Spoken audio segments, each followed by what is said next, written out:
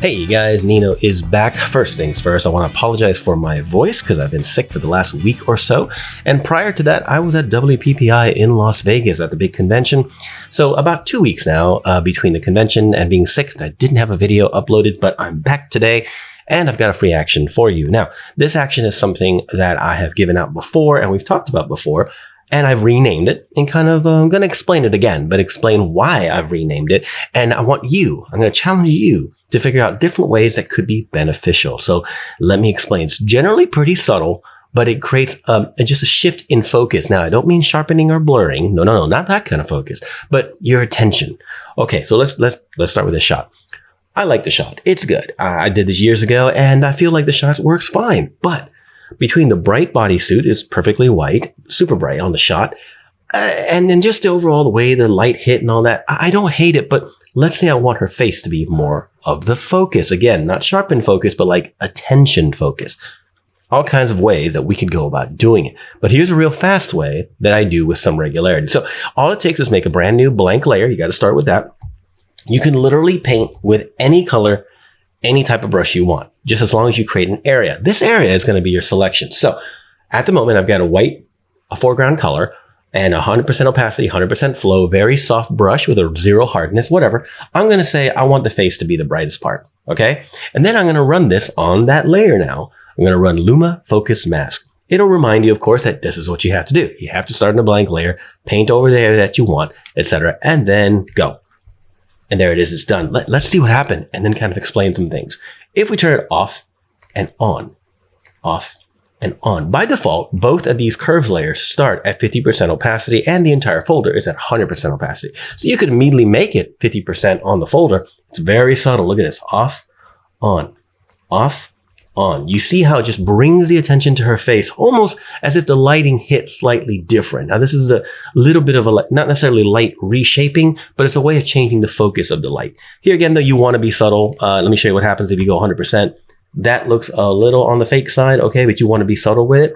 But let's also show you some variations. You could technically also paint with a hard brush, okay, just like that. And then when you run it, obviously you're going to have a hard line. See that? That's a very hard line. But on both of these, both of the curve layers, you can go to the mask options and feather them. And you can soften them both up to whatever you think kind of works. If you want that flexibility anyway. Now, a big blurry brush is going to create the feathering for you anyway. But this is a good way to make it a little more subtle. You can decide that you don't want everything else darkened quite as much, 30% and everything else, but still brightening. See that? It's just a shift of focus. It's not just brightening the face. It's a shift of focus. Now, let's say we have a shot like this. Now, here's more of a real world situation, I think, where obviously her face is in shadow. Now, full disclosure, this is a done, completely edited shot. But let's say I want a little more brightness in her face. New layer. I'm going to make a nice soft brush. And then I'm just going to, by the way, you can also make the mask, how do I describe it? You can make the mask less maximized by using like a flow. So I'm just going to kind of paint in the dark areas with like a 20% flow, something like that. Cool. I'm going to run it, hit continue. There it is. Off, on, off, on. And again, you can tweak, again, if the background's too dark, that's all right. You can scale that back a little bit. Ooh, let's make that brighter, actually. Make the background not quite as dark. There it is. See, now we bring focus on, off, on, off, on to her face. Now, again, when I first made the action years ago, because I did this process all the time, I called it face focus because it made sense for that. But technically, it works for anything. Anything that you want to start brightening an area and then darkening everything else, it'll work for that. So just to give you a quick demo, let's say I come here to the shadowy areas. I don't know why I would do this. Maybe not on this shot, but maybe on another. You never know. And then hit the Luma Focus Mask action. And there it is. Now we are brightening the dark areas.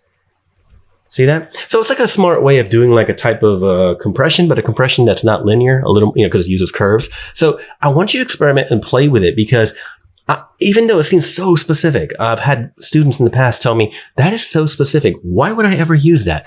And then once they start playing with it, they realize how useful it really can be in terms of changing the attention of the shot, changing the focus of the shot just by a couple of Luma changes. Obviously, brightening the face is the main one, but there's so many other things you can do, and then you can keep tweaking it. By the way, just a quick reminder before we wrap this one up. Even though this mask is blurred because I started it with a blurry brush, like a low hardness brush, you can still feather it more if you feel you need to. You can feather the crap out of these if you feel you want it really, really super soft. Very, very subtle effect there. See that? Very subtle effect. So I'm not trying to say that this is the cure-all for everything, but I use it more for faces than probably I talk about. And it's definitely useful for lots of different things. It's just a quick way to set it up. And I want to get you thinking about, oh, you can use a painted area to create a selection and then do things with it. This is not always obvious to my students, and this is why I bring it up as well. It's just another way to kind of off, on, to kind of give you an idea of what's possible.